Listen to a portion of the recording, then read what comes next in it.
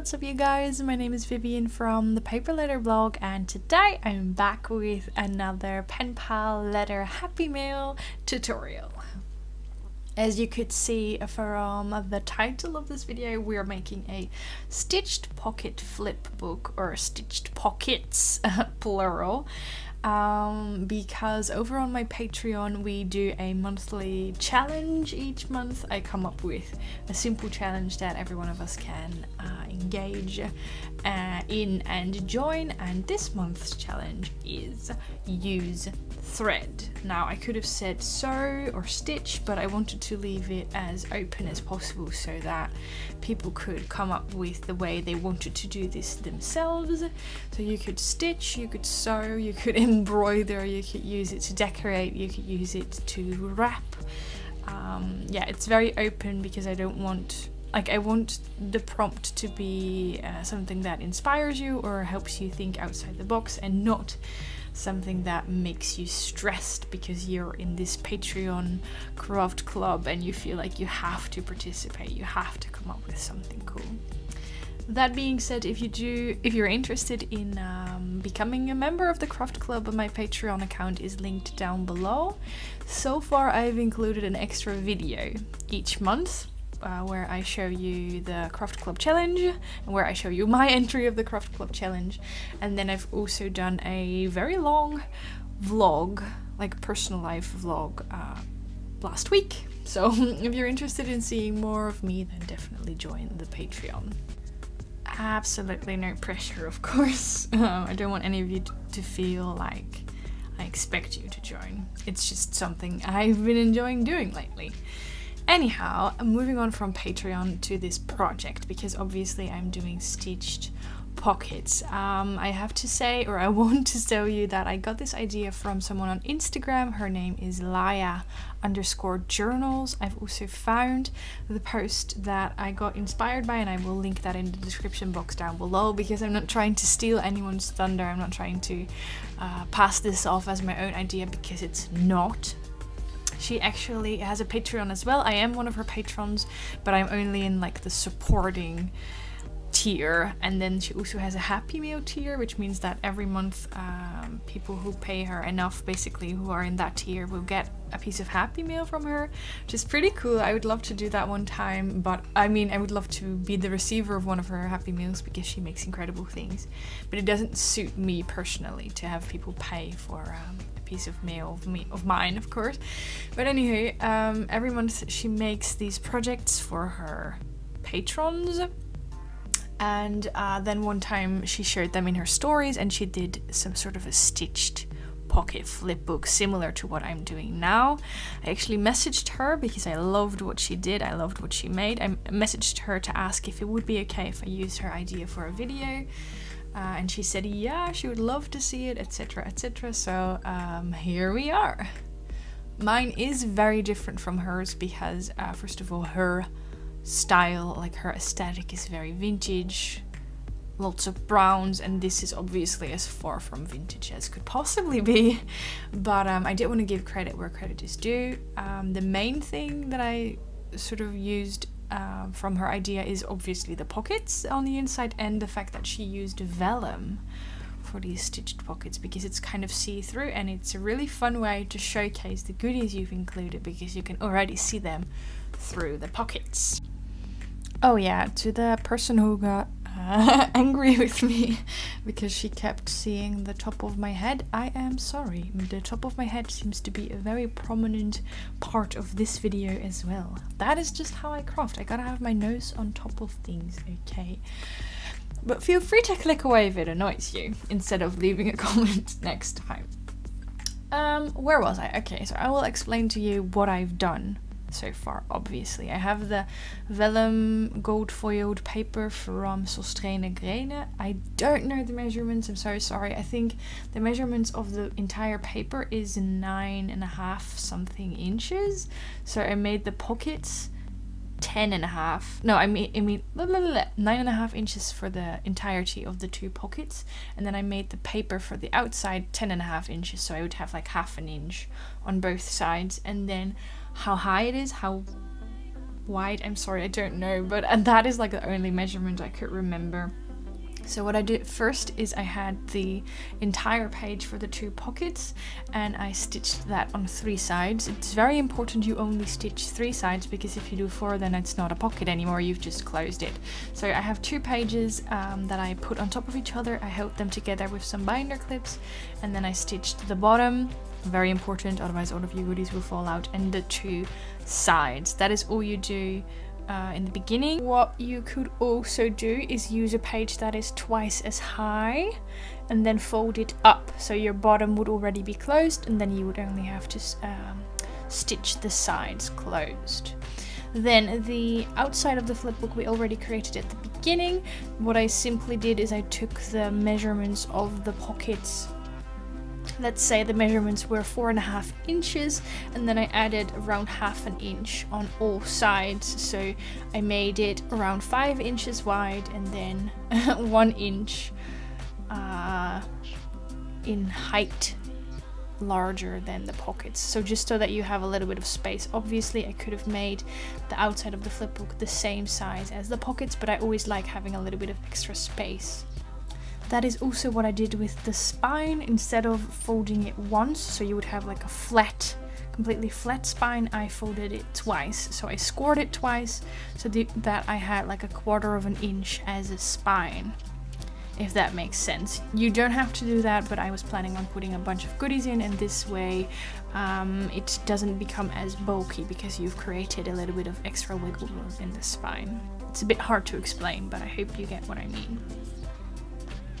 And then of course I am going to decorate the front. I had a little bit of that vellum-like paper left from the pockets.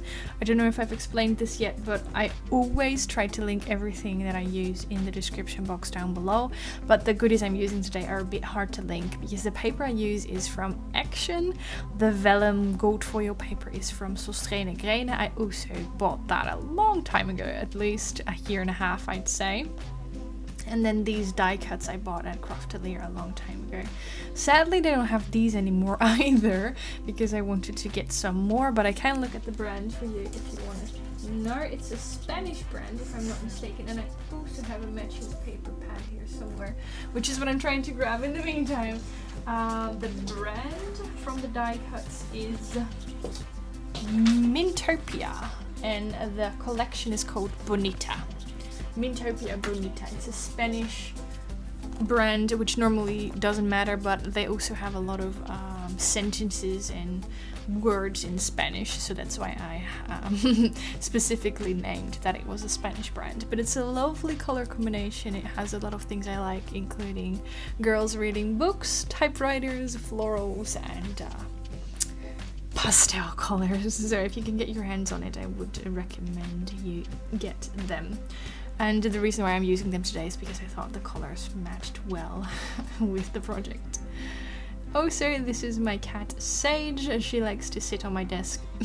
And the reason why I keep picking her up is because she constantly tries to steal little bits and pieces, as you can see, which is why I've decided to hold this little tray up high so she cannot try and eat any of the papers that you're looking at. What I'm using and what is in that tin is some sort of tiny word stickers. I can never find any tiny word stickers of my own, so I made them.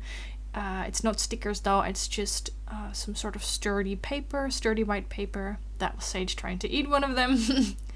Sturdy white paper, and then I typed out cute words and little sentences on my typewriter. So obviously you could use your computer for that as well. Just choose a cute font and type out some random words like bloom and happy meal and blossom and whatever else you can think of that would look cute for decorating, and you're good to go. Print them out and cut. And I like using my typewriter for doing that because I really like the typewriter font, and also the fact that the typewriter I have is a manual one, so not electric, which means that if I press the keys hard, you will get a good imprint. If I press them softly, you will get a slightly blurry imprint, and that also looks very vintage, if that makes sense. So that's why I like using my typewriter for that. What I'm using here, sorry for my head bobbing in and out of the frame, that's just something I tend to do when I get excited, I guess. What I'm using here is obviously my favorite ever supply next to paper. It's Nuvo Drops. I guess you could explain, if you don't know Nuvo Drops, it's basically drops of glue but colored, and it looks absolutely incredible. It's like a little 3D touch to your project. So this is a different day. I have a band-aid on my arm because I fell off my bike that day, which is very stupid, but I showed you an up-close look at the project so far. As you could see, also I already said it a dozen times, but I used that gold foil. It's not actually vellum, but it looks like vellum, and I used 2 different pages because I thought 2 different prints because I thought that would look cute. And then I didn't completely copy Laya's idea because she also put fabric pockets on the inside pages, which I thought looked really, really nice, but I knew that if I was going to do that it would become too bulky. I'm gonna have to take another look at her video and see how she managed to keep it somewhat flat, but I decided to go with the 2 inside, like the extra page pockets only, and then I'm putting my letter on the left page and I'm putting some decoration on the right. So there's that. This is obviously my collection of La Papier writing paper. I do La Papier unboxing videos every month. It's a letter writing paper subscription, which is obviously cool. So I like using these for writing. Duh, that's what you get letter writing paper for, Vivian. Also, I wrote Hello You on this page because I didn't, at the time of writing or making this, I didn't have a receiver yet, so I couldn't write someone's name. And then I folded it and I realized that it was a millimeter too big for the page, so I just carefully trimmed off a little bit of the sides. That's okay, right? That's acceptable. I was going to tell you something else. And then I forgot. Oh yeah, what I was going to tell you is the pen I used. I get often asked about pens I use. The pink brush pen that I used is a different one from the brand I normally use. Normally I always use Tombow dual brush pens. They're the ones with the black pen body and then the colored caps. You've seen me use them often, even though I'm not like a natural with working with them. But these brush pens are from Ecoline. I will try and find it and also link it down below if I can, but the brush pens from Ecoline are a very different type of brush pen. It's a thicker brush tip, and I found that very hard to use in the beginning. So when I started learning how to do brush lettering, obviously I'm still learning now, but when I started I found these very difficult, and it's obviously a personal thing, but that is why I ended up going for Tombows instead. So I have a bigger collection of Tombow colors, although not actually that many, but I love collecting different colors, and I, as I said, decided to go with Tombows instead, but I still had that original set of Ecoline pens that I purchased so many years ago. And so I finally decided to break them out and see if I got better at using them, and I have. I still am nowhere near natural with making pretty letters, but it's fun to try, and I really want to improve that skill. Let me know. I always like asking questions because, I don't know, I like the answers. What is a skill you would like to improve on? For me, it's definitely hand lettering as well as watercolor painting, but there's so much more I'd like to learn. Then I am a member of Flow magazine. It's a Dutch magazine, which is why it's easy for me to get here, and I always keep the piles, the magazines I finished reading, because I like to go through them and take little pages and pieces out to use for my meal.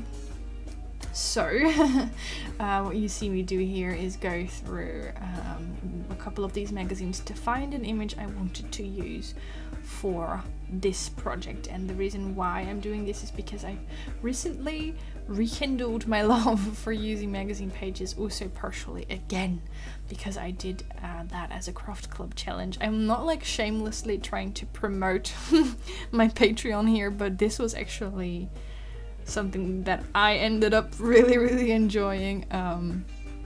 So I've been using more magazine clip outs. I think that's like the best possible outcome. I've kind of found my love for magazine clip outs again. And that image that you see in the background is also an image I used for the original Craft Club challenge, which is an art print I made. Like I made an art print and I used that image in large, like the larger version of that image as the background.